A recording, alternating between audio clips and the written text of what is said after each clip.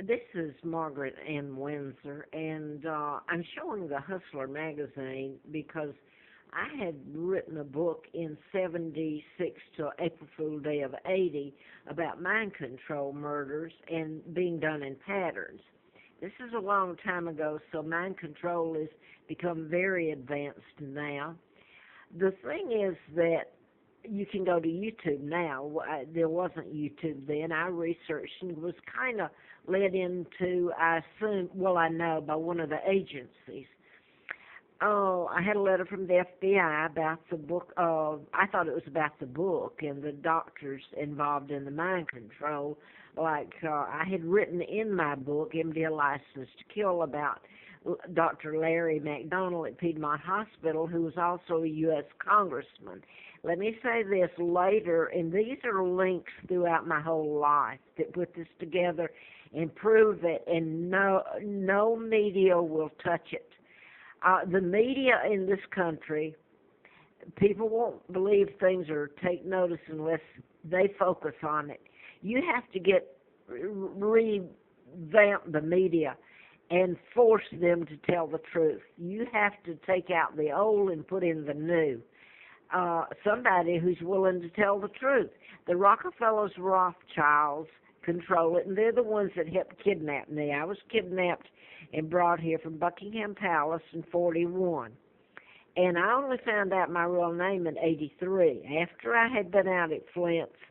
And the British told me, and Germans. And when I look back, I know how true it is. I just received these not long ago. This is the family I grew up with, and this is a glossed over picture.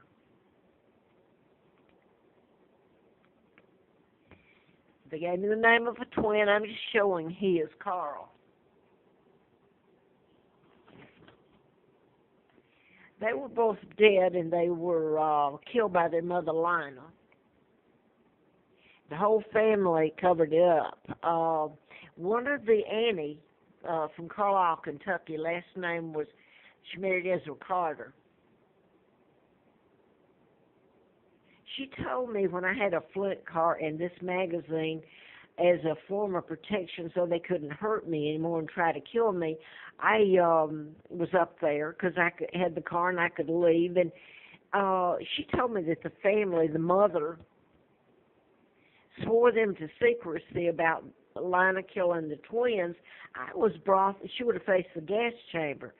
So I was brought there in 41, it's near Cortland Air Base, and near Huntsville, the Space Center, which my kidnapping helped finance in so many different ways.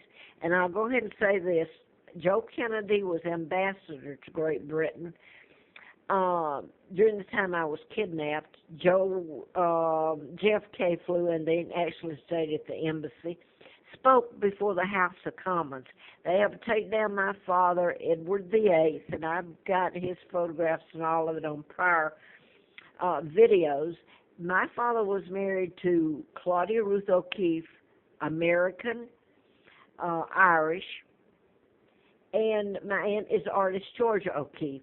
So this goes up so high because my uncle George, the illegal George the Sixth, who's Elizabeth's father, helped in my kidnapping. He joined forces with the Illuminati or Freemasons, and who control the world now, your global government.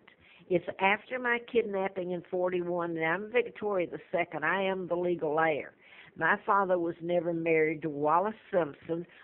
Imposter did. So that shows you how they've changed history. Now, I didn't find out until 83. But this is what I wanted to focus on at the moment. So much has been done to me. No one's ever paid for the crimes. I've paid for their crimes continually. My sons, Mark and Scott, are heirs after me. And the things, if you find out, if the truth's ever told, you find out the things done to my babies that have never been told, it's so hideous because of who we are.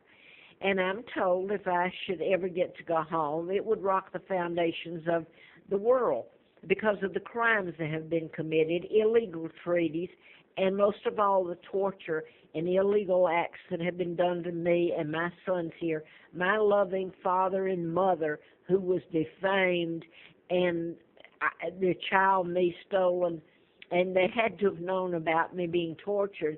I did see my mother one time after I came to Roanoke, and she died right after then. My father was still alive. My father was 45 when I was born, and my mom was 40.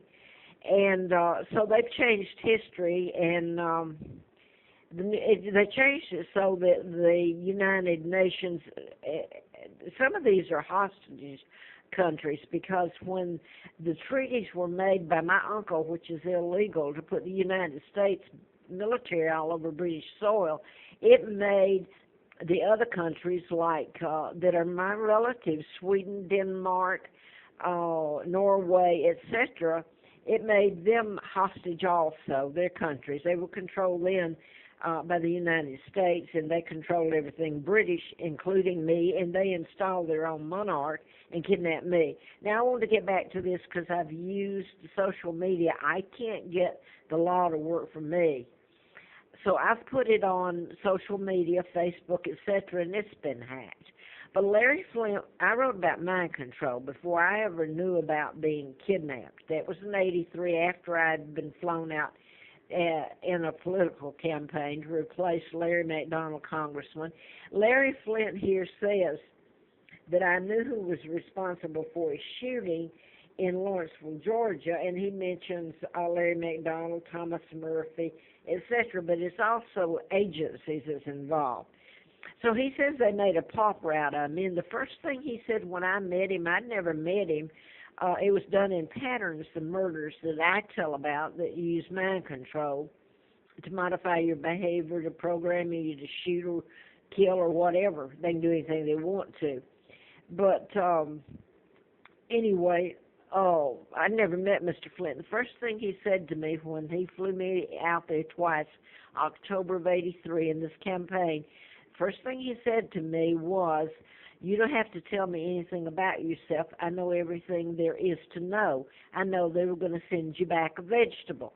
April the 1st of '80, after the book had been done, after I'd gotten letter from the U.S. Attorney Harper, the FBI, I'd been down there many times, I was still full of antifreeze, April Fool's Day of '80. Lois Pearson was part of it. My husband, or ex-husband, John G. Childers, his sister had enticed me out to her place. She lives in Lockhart, Georgia now, Laura Childers Klein. She was a CPA and owned a company there in Austin. She's a certified public accountant. So she's lived good, but in 1980, March, so much was happening to me and my sons, and I thought it was because of the book. I didn't know my real name then, and my kidnapping. She told me, and I checked with her just before I left, that if I come out there, she'd help me find a job, and she lived in Abilene, Texas at the time. She lives in Lockhart now, but she told me that she'd help me find a job, and I could live with her until I got a job and a check. And my hope was to relocate my sons because so much was happening to them, like threats and cars being tampered with and everything. So before I left, I wanted to go out there on the trip. I called her, and that was fine. I got to Dallas, Texas, and I had no money hardly. I'd spent the night, got up to leave the next morning, and I called her and told her I was on my way. And that's when she told me that I couldn't come.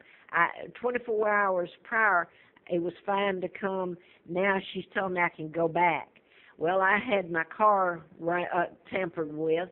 I finally got back to find my ex-husband, John Childers, and this was Laurelwood Apartments off Bentley Road in Marietta. They had allowed this ex-husband to come in and move my furniture into another apartment within the same complex, same managers who knew the truth about all of this, about the book.